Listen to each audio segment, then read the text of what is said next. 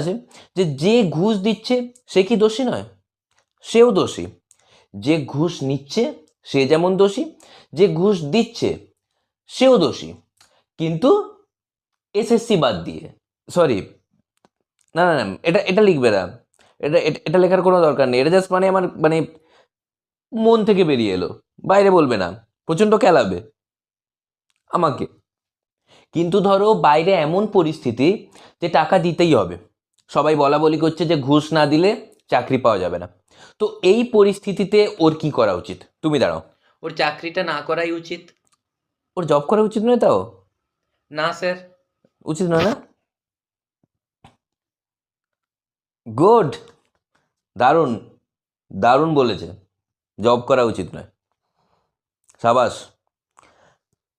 কিন্তু মানে ধরো ওর জব হয়ে গেছে, এবার তুমি দাঁড়াও, ধরো ওর জব হয়ে গেছে,